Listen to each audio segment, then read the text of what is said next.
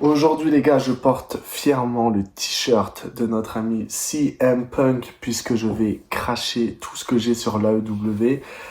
En effet, le dernier Dynamite avant All-In, c'était de la merde les gars, putain, c'était de la merde. Vous savez quoi, je me suis levé, j'ai pris mon téléphone, je me dis on est jeudi, je vais regarder Dynamite comme chaque semaine. Et là, je me suis dit, bon c'est All-In dans 4 jours, qu'est-ce que je vais faire? En plus, j'ai invité un pote qui va venir regarder avec moi. On va se faire une petite soirée. Il est pas fan de catch, mais on a regardé un peu AEW toute l'année. Donc, il a suivi un peu les histoires. Je lui ai dit, là, mon pote, c'est l'aboutissement de tout ce qu'on a regardé cette année. Donc, tu vas venir. Et le mec m'a dit, vas-y, je suis chaud, c'est à 19h, on va se regarder All In. Donc, moi, je me dis, bon, le mec, je vais le mettre bien, ok. Et là, pareil, je vais le mettre bien. Je prends le My AEW Plus, ou je sais pas quoi là, le service de streaming. Donc je paye 123 euros. Le truc annuel, je paye 123 balles et je me dis, vas-y, je vais me mettre bien. Juste après, les préventes de AEW Grand Slam Paris. Donc le show qu'on va avoir en France dans un mois et quelques. Maintenant c'est un mois et une semaine. On va avoir un show AEW en France. Donc évidemment que j'ai pris ma place. Bam, je relâche 100 balles. Ok, je viens de lâcher 200 balles, 220, 230 balles dans ta compagnie. Ok, je me dis, la dernier show avant All-In, et ils vont nous sortir un banger. Show à Glasgow, foule européenne. Tu te dis, ils vont faire un truc, tu vois.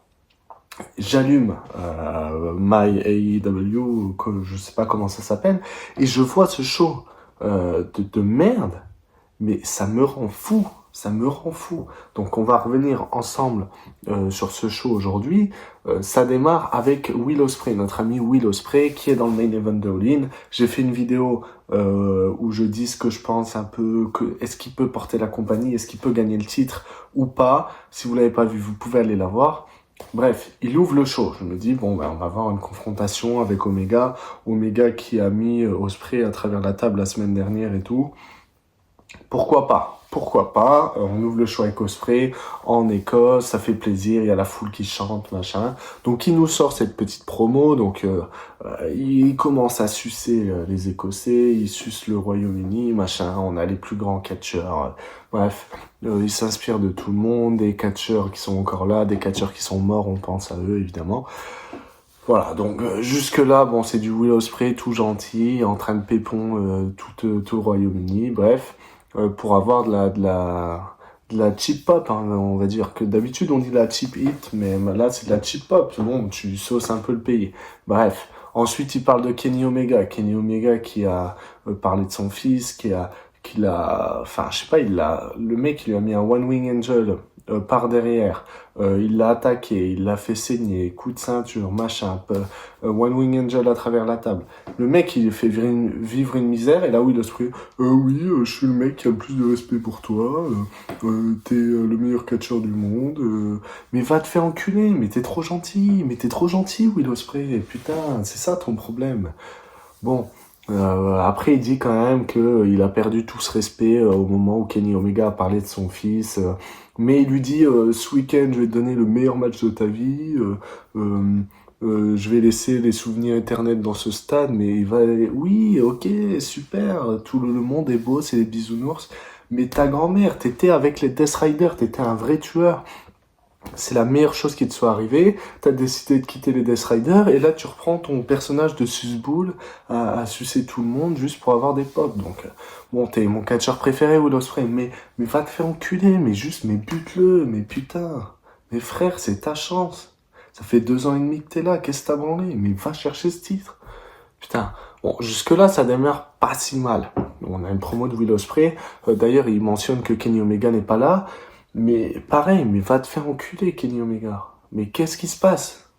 C'est le show juste avant le plus gros show de l'année. T'es censé hyper le plus gros show de l'année. Tu n'es pas là. Mais viens travailler, mais fais monter l'action, j'en sais rien. Même si c'est pour une promo, une attaque, j'en sais rien. Trouver un truc. Tu peux pas ne pas avoir ton champion juste avant All-In. Est-ce qu'il va venir quoi? Collision. Et personne ne regarde Collision. Même moi, je regarde pas Collision. Donc, est-ce que j'ai envie d'aller regarder Collision pour voir le champion? Non, non. Donc, tu viens à Dynamite, bordel. C'est ton show principal. c'est juste avant ton plus gros show de l'année, tu mets ton putain de champion. Bref. Ensuite, John Moxley contre Claudio Castagnoli. Donc c'est la demi-finale de ce tournoi de la Continental Cup. Donc ils ont voulu refaire un tournoi. Il y en a déjà un à la fin de l'année. Ils ont voulu en refaire un qui se termine à All-In. Pourquoi pas? En vrai, ça se veut être le titre un peu le plus compétitif en termes de tournoi, de machin. Donc pourquoi pas? Bon, évidemment, John Moxley gagne, c'était un bon match. Au début, j'ai trouvé un peu sloppy, je me suis dit, putain, mais ils ont aucune chimie tous les deux. C'était un peu lent, un peu, j'ai l'impression qu'ils se trompaient un peu. On voyait Moxley qui parlait un peu à Castagnoli sur le ring, donc je me suis dit un peu Misco et tout. Après, au final, c'était très bien, bref, il gagne sur un bulldog choke. C'est cool. Enfin, c'était sûr que John Moxley allait en finale. Donc, voilà. Ensuite, qu'est-ce qu'on a? Adam Copeland. Donc, jusque-là, on va dire, Ospreay fait sa promo. Ok. John Moxley gagne. Ok. Enfin, lui, il est champion continental. Il va défendre son titre à All-In. Et ben, il est là juste avant. Donc, voilà. Donc, ça, c'est un vrai mec. Bon, c'est pas pour rien que c'est le ace de la compagnie. Il est trop fort. Bref, jusque-là, tu te dis, ok, mais bon, ça casse pas trois pattes à un canard, je suis désolé. C'est pas un show de ouf non plus, tu vois.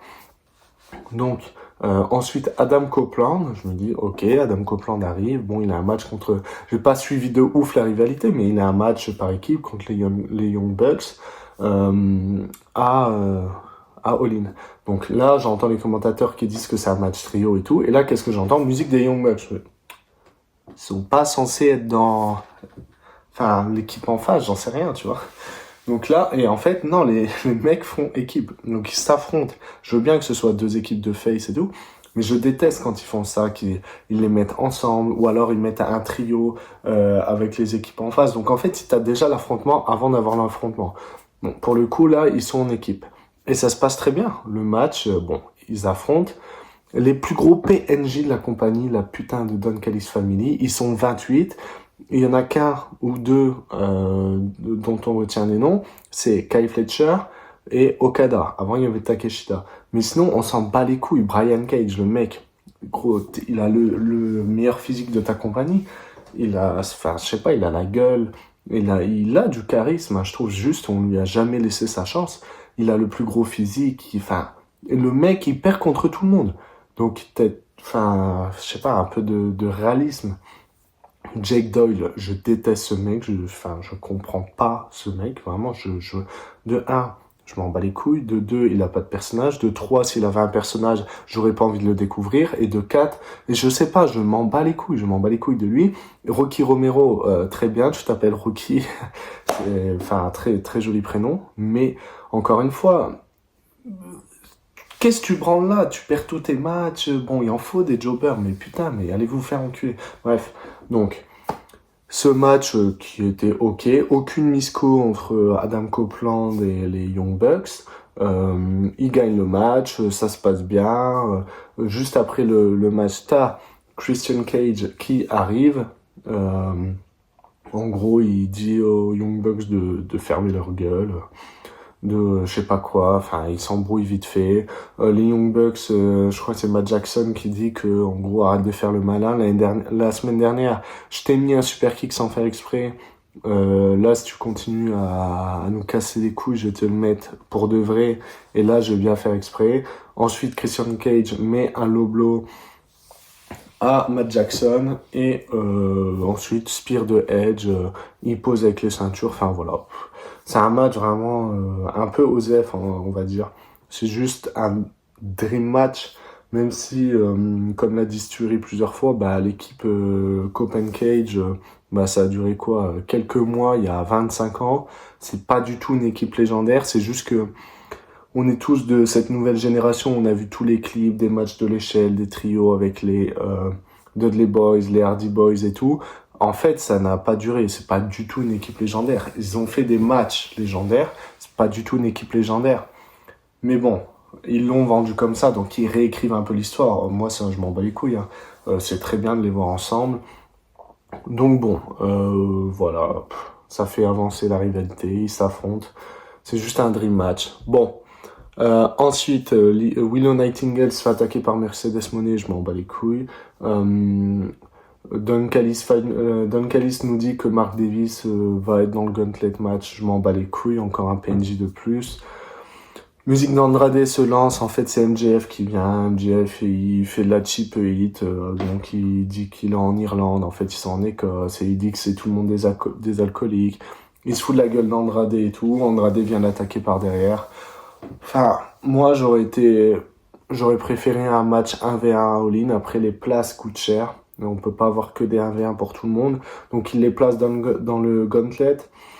Honnêtement, je ferai ma vidéo preview. Je pense qu'aucun des deux va gagner le gauntlet. Je pense que ce sera quelqu'un d'autre. Mais ils vont bien régler leur rivalité dans le gauntlet. Ils sont entrés en numéro 1 et 2. Je pense qu'il va y avoir un truc comme quoi ils vont se battre à l'extérieur, ou je sais pas, être de double down, ou soit un gros spot, soit ils vont être tellement obsédés par se battre l'un contre l'autre qu'ils vont en oublier quelqu'un qui va voler la victoire.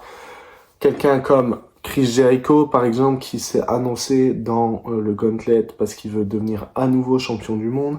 Et je pense que il n'est pas à éviter en tant que gagnant. J'en parlerai dans ma preview. Je pense qu'il n'est pas... Enfin, déjà, il a plus de chances de remporter que Mark Davis, le PNJ de la Don Callis Family. Ensuite, donc, comme on a dit, Will Ospreay, bon... Il n'y a pas Kenny Omega, machin, ça va. Jon Moxley, match ok, il se qualifie, c'est normal, on s'attend tous à ce qu'il se qualifie. Jusque-là, voilà. Match trio, aucun sens, les mecs sont en rivalité, ils font équipe, ça m'énerve, mais ça m'énerve. Bon, bref, ils font avancer la rivalité, mais encore une fois, rien de fou. C'est pas ouf. Je suis désolé, il n'y a pas de point culminant, et c'est mis à low blow, ils sont attaqués. Ensuite, cette merde de deuxième Continental Classic, Cup, demi-finale, je sais pas quoi, Kyle O'Reilly, qui a une histoire avec Jon Moxley autour de ce titre, je rappelle, contre Nigel McGuinness, le mec qui se pointe tous les 6 mois, tous les 1 an, 2 ans, pour faire 2-3 matchs, prendre des victoires, aller dans des tournois, aller dans des finales de tournois, aller dans des matchs single à All-In, juste parce que le mec est britannique. Donc, le mec, je sais pas même pas, il était blessé, est-ce que c'est kayfabe, est-ce que c'est réel et tout, je m'en bats les couilles. Ce mec a battu putain de Kyle O'Reilly pour aller faire un 1v1 contre Moxley à All-In. Expliquez-moi, tu avais Jay White dans le tournoi. Jay White qui perd en quart de finale contre Moxley. Alors c'est pas un problème de perdre contre Moxley, c'est le champion. Mais qui perd en quart de finale. Et qui est-ce que tu mets en finale ? Nigel McGuinness. Mais on se fout de notre gueule. On se fout de notre gueule. Là, c'est vraiment juste de la branlette pour le public britannique. Mais genre là, Tony Khan nous pisse dessus. Tu as Jay White qui vient de faire son retour, qui bat David Finlay, qui fait plusieurs matchs, qui gagne plusieurs victoires, qui se fait endormir par Moxley. Encore une fois, c'est pas un problème si c'était dans la finale du tournoi. Et moi, je voyais Jay White dans la finale du tournoi et prendre le titre à Moxley. Mais bon, ça c'est autre chose. Ok, il perd contre Moxley, certes. Voilà, Moxley il est trop fort, c'est le champion. Mais qui tu mets en face ? Nigel McGuinness. On se fout de notre gueule. Clairement, les gars, je vous le dis, on se fout de notre gueule. J'ai pas du tout hâte de voir ce match, même si il est fort, ok, mais je n'ai pas envie de croire à une victoire de Nigel McGuinness. J'ai pas envie de m'investir dans un programme contre Moxley. En plus, c'est juste la finale d'un tournoi, donc il y a aucune histoire entre les deux. Vraiment, j'ai pas envie de voir ce match. J'ai pas envie de voir ce match. Donc là. Voilà, ça me fait serrer de voir que Nigel McGuinness, juste parce qu'il est anglais, qui va aller à All-In, comme il y a 2 ans, quand ils rentrent dans le gauntlet, comme à chaque fois qu'ils vont en Angleterre, ils mettent Nigel McGuinness, le mec il dort 6 mois de l'année, il arrive, il gagne un tournoi pour on sait pas pourquoi. Bref, ensuite Maya Ward, Jamie Hater et tout ça, j'ai pas regardé, je m'en tape une couille honnêtement. Pas envie de m'investir là-dedans.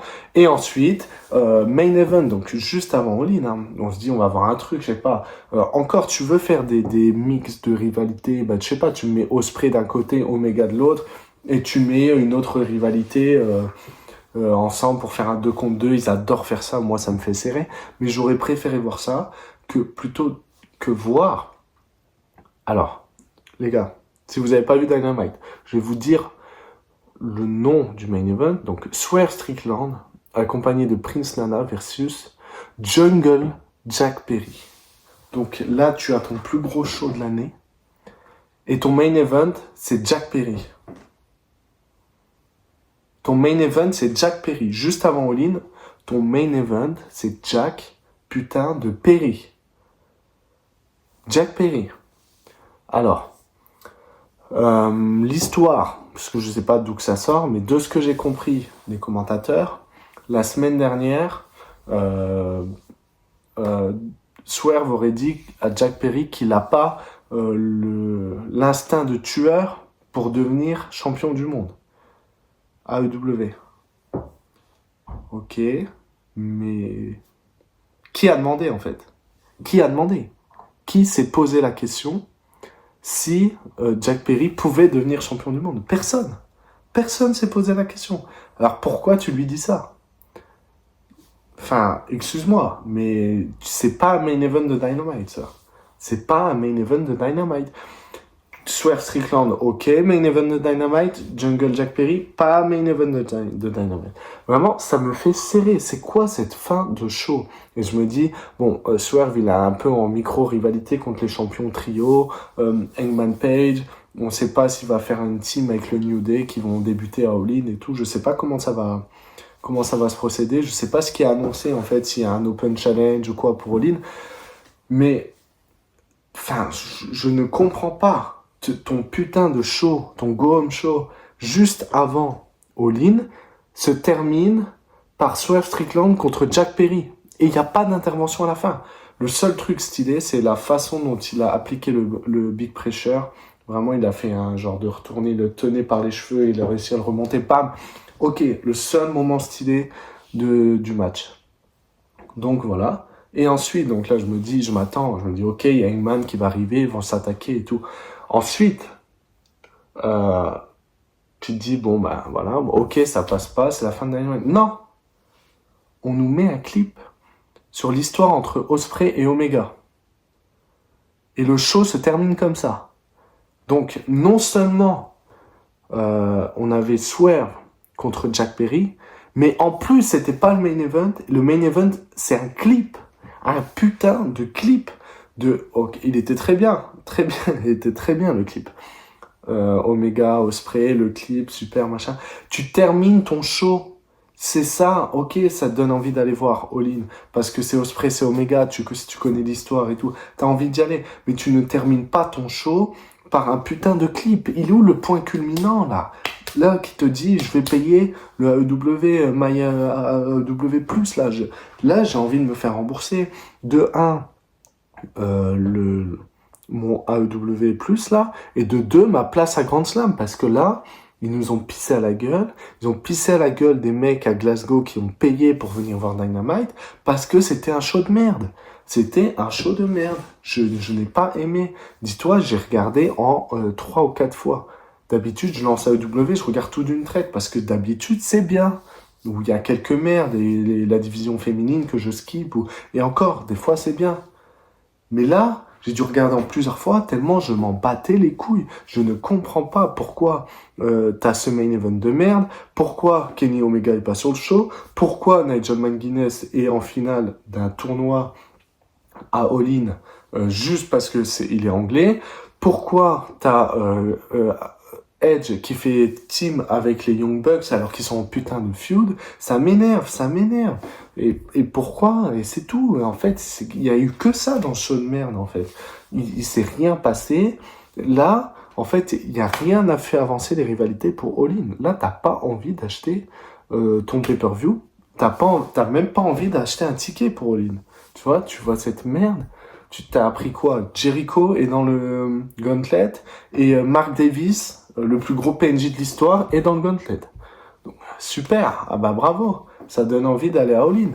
En plus, je suis en congé dimanche, ça donne envie de prendre un avion, payer 300 balles l'aller-retour, payer l'hôtel 300 balles la nuit, payer ton show 300 balles, 1000 balles le voyage pour aller voir Jericho dans le Gauntlet. Ah bah super, ah merci. Voilà. Bref, Je sais pas si je suis le seul. J'ai pas vu d'autres reviews pour l'instant. Je sais pas si je suis le seul à avoir détesté ce show. Mais pour moi, ça n'a pas du tout la carrure d'un show juste avant All In. Ça, c'est un show 2-3 semaines après All In. Tu vois, c'est un show, la nouvelle saison commence, tu refais un peu tes rivalités, c'est un peu mou. C'est pas c'est pas un show juste avant All In. Voilà, ça pue la merde, je suis désolé. Remboursez-moi là, je vous ai donné 230 balles, remboursez-moi W. Bref, on verra si Collision est bien, on verra. Je pense que All-in sera très bien parce que voilà, c'est All-in. Mais enfin bref, je sais pas si je suis fou, est-ce que j'ai juste mal dormi et ça m'a empêché d'apprécier le show. Dites-moi ce que vous en pensez, mais voilà, petite review de AEW Dynamite du 26 août 2026. Le show juste avant All In qui était absolument dégueulasse.